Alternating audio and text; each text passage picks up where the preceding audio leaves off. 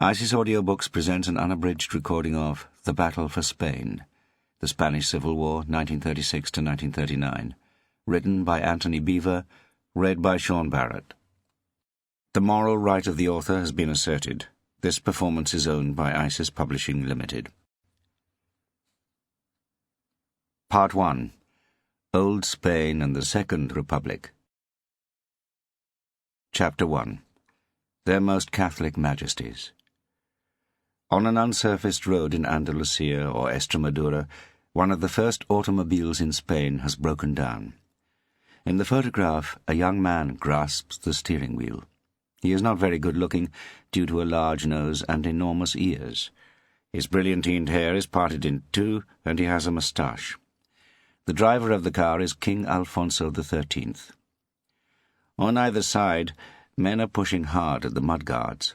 Their faces are burned a deep brown by the sun, and they are poorly dressed, without collars or ties. They are making a big effort. In the background, 3 or 4 figures dressed in suits and hats observe the goings-on. A rider, perhaps a local landowner, has reined in his horse. On the right, a landau drawn by 2 horses, the reins held by a uniformed coachman, waits ready to rescue the monarch if the car's engine fails to restart. The caption announces that the king's greatest wish is to maintain direct contact with his people. Few images better represented the extremes of the social and economic contrasts of Spain in the early part of the 20th century. But perhaps the most striking aspect of the photograph is the way the peasants and the king must have seemed like foreigners to each other in their own country. Spain, with its stern tradition of rule from Madrid, was becoming increasingly turbulent at that time, both in the countryside and in the big cities. So not even the tidy-minded could say later that the Spanish Civil War simply began in July 1936 with the rising of the nationalist generals against the Republican government.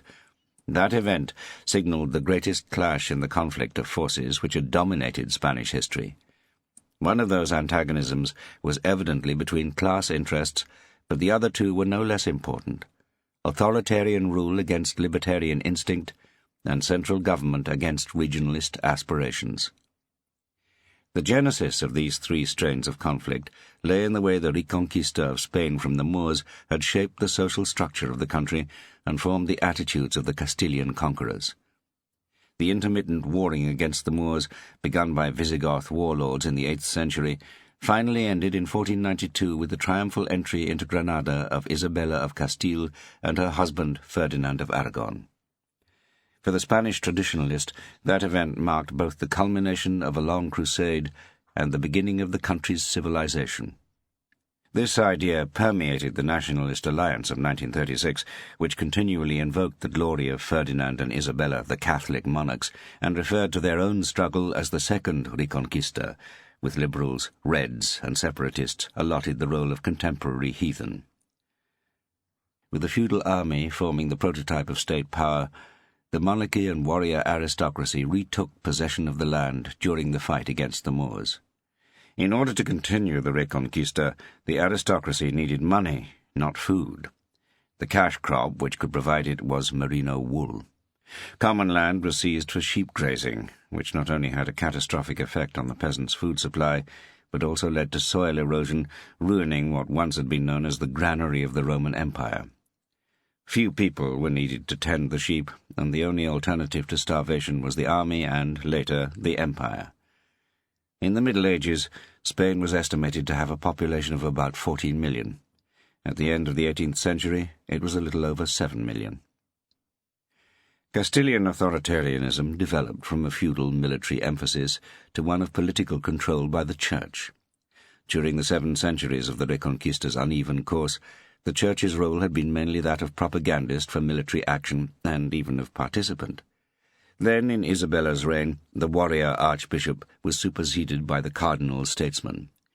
Nevertheless, the connection between church and army remained close during the rapid growth of Spain's empire, when the crucifix was the shadow of the sword over half the world. The army conquered, then the church integrated the new territories into the Castilian state.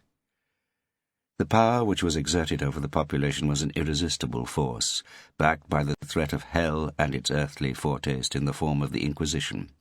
A single denouncer, an anonymous whisper from a jealous enemy, was often enough for the Holy Office, and the public confessions extracted before autos da fe provided a striking foretaste of the totalitarian state. In addition, the Church controlled every aspect of education and placed the entire population in a protective custody of the mind by burning books to keep out religious and political heresy. It was also the Church which vaunted Castilian qualities such as endurance of suffering and equanimity in the face of death. It encouraged the idea that it was better to be a starving caballero than a fat merchant. This Spanish Catholic Puritanism had been guided by Cardinal Jiménez de Cisneros, the ascetic friar promoted by Isabella to be the most powerful statesman of the age. It was basically an internal reformation. The papacy was being rejected because of its corruption, so Spain had to save Europe from heresy and Catholicism from its own weakness. As a result, the clergy practiced what it preached, with the exception of forgiveness and brotherly love, and sometimes issued pronouncements on property which were almost as subversive as the original teaching. Nevertheless, the Church provided spiritual justification for the Castilian social structure and was the most authoritarian force in its consolidation.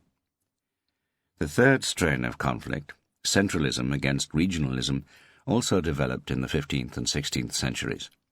The first major revolt against the United Kingdoms had a distinctly regionalist element. The rising of the Comuneros in 1520 against Isabella's grandson, the Emperor Charles V, was provoked not only by his use of the country as the treasury of his empire, and by the arrogance of his Flemish courtiers, but also by his disregard for local rights and customs.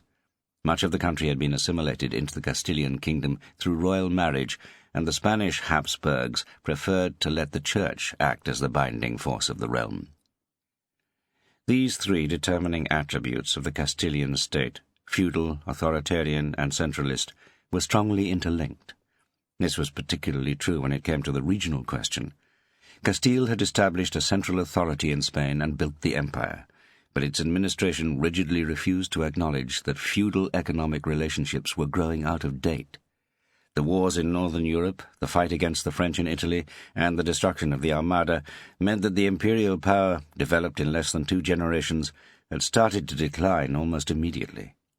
Castile had the unbending pride of a newly impoverished nobleman who refuses to notice the cobwebs and decay in his great house, and resolutely continues to visualize the grandeur of his youth. This capacity for seeing only what it wanted to see made the Castilian ruling order introverted. It refused to see that the treasures from the Americas in the churches fed nobody, and that the vast quantities of precious but useless metal only undermined the country's economic infrastructure.